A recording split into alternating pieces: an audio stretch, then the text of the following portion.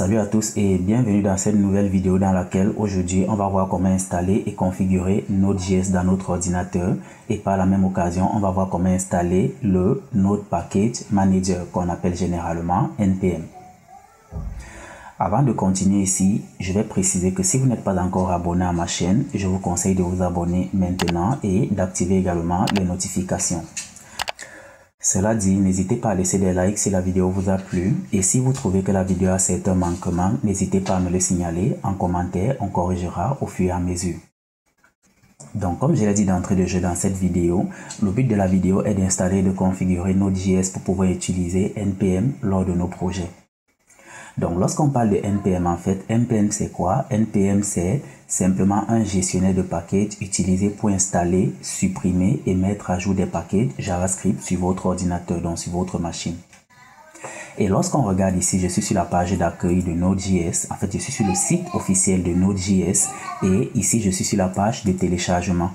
Vous allez voir qu'on a le latest LTS version ici qui est 18.16.0. Donc moi j'ai déjà installé Node.js et on dit que la dernière version 18.16.0 ici inclut NPM 9.5.1.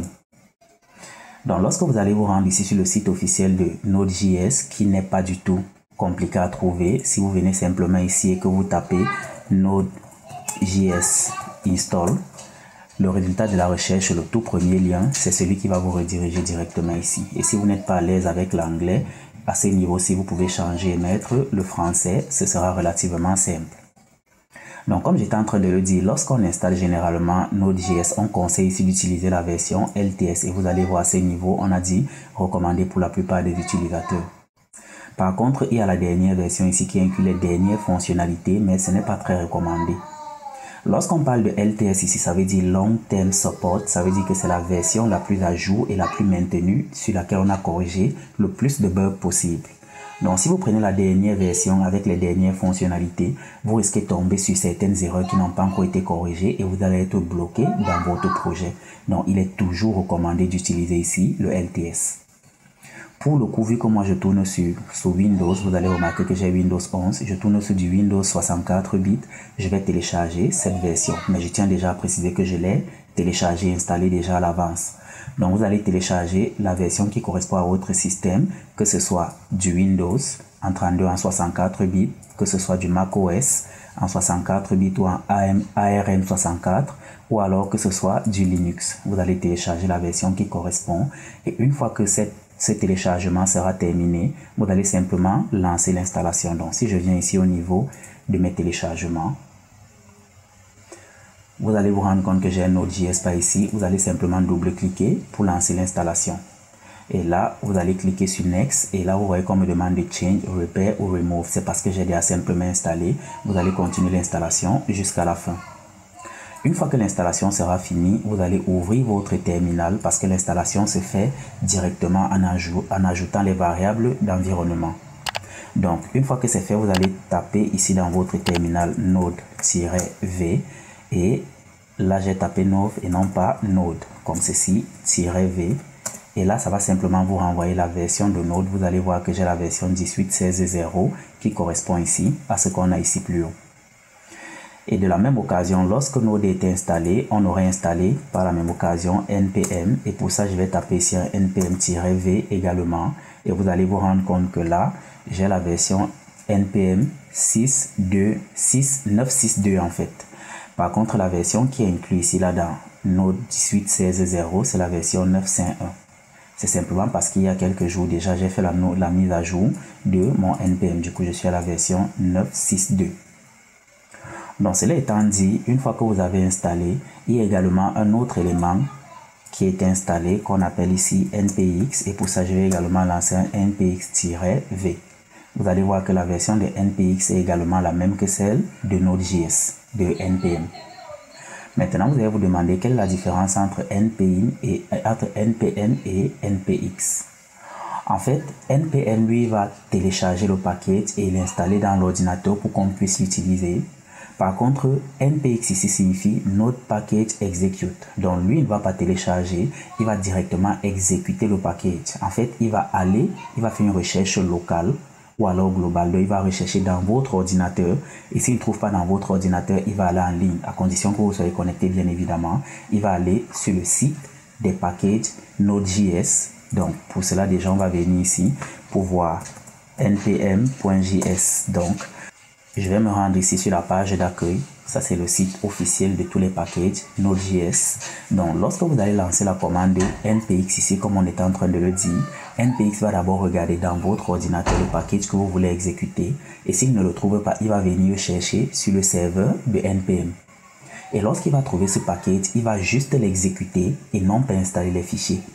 Du coup, pour l'exécuter, il aura besoin des fichiers, bien évidemment. Mais au lieu d'installer ces fichiers, il va mettre ces fichiers en cache. Par contre, npm, quant à lui va télécharger les fichiers, il va l'installer dans votre projet de façon à ce que vous puissiez l'utiliser même une autre fois.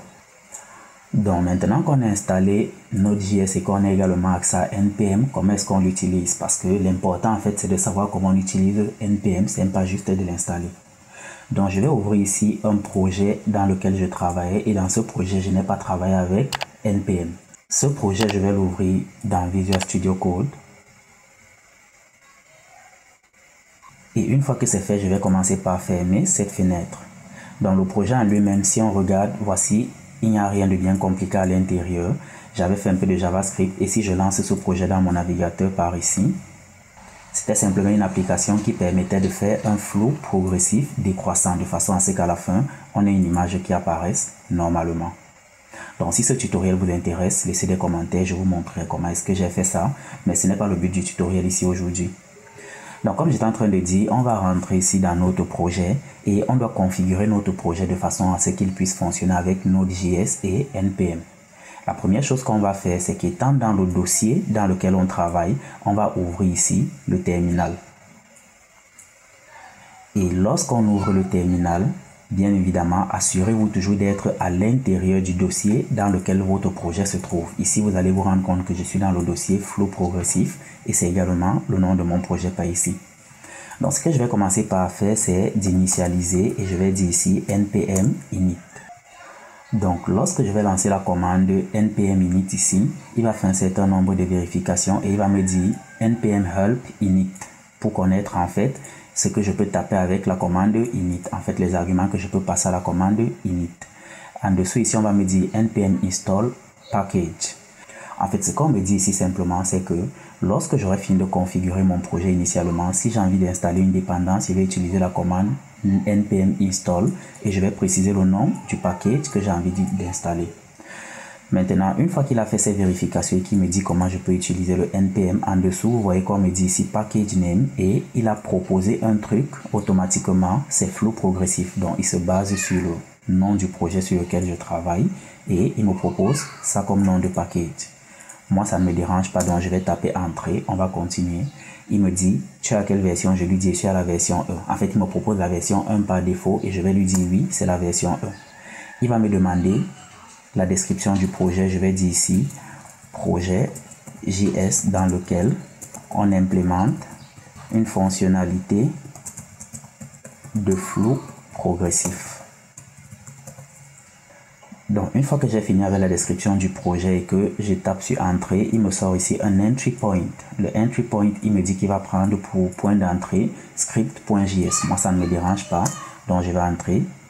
Et ensuite, on me demande la commande des tests. Pour le moment, je n'ai aucune commande. Je vais également taper entrée. On me demande le dépôt Git. Je n'ai encore créé aucun dépôt Git. Donc, je vais taper entrée. Et on me demande les mots-clés. Les mots-clés ici, je peux dire que c'est du JS, HTML, CSS. Et ça a été fait par exemple par Coding City.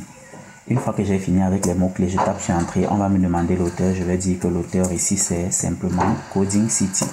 Je tape sur entrée. La licence, je la laisse par défaut. Donc à ce niveau, lorsque j'ai tapé ici la licence par défaut, on m'a directement redirigé ici. Mais avant de valider ce yes, on va essayer de comprendre ce qu'il y a eu. On nous dit ici là qu'on peut écrire dans un fichier qui s'appelle le package JSON.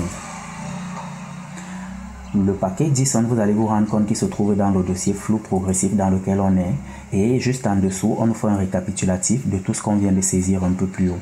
On a dit que notre package va s'appeler ici flow progressif, ça la version 1. On a décrit le projet comme ceci et après on a dit que le point d'entrée c'est script.js.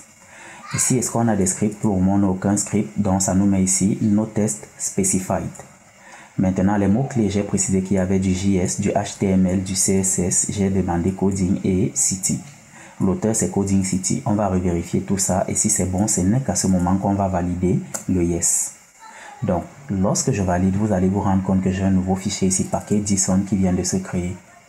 Donc, c'est à l'intérieur de ce fichier package.json qu'on va souvent faire certaines modifications. Imaginons que je fasse mon CSS comme je l'ai fait par ici, mais que je me dis que je trouve que c'est un peu trop compliqué de faire le CSS ainsi et j'ai envie d'installer Node et que j'ai plutôt envie d'installer Sass pour faire mon CSS. Donc ce que je vais faire, comme on l'avait dit un peu plus haut ici, on a dit utiliser la commande npm install package.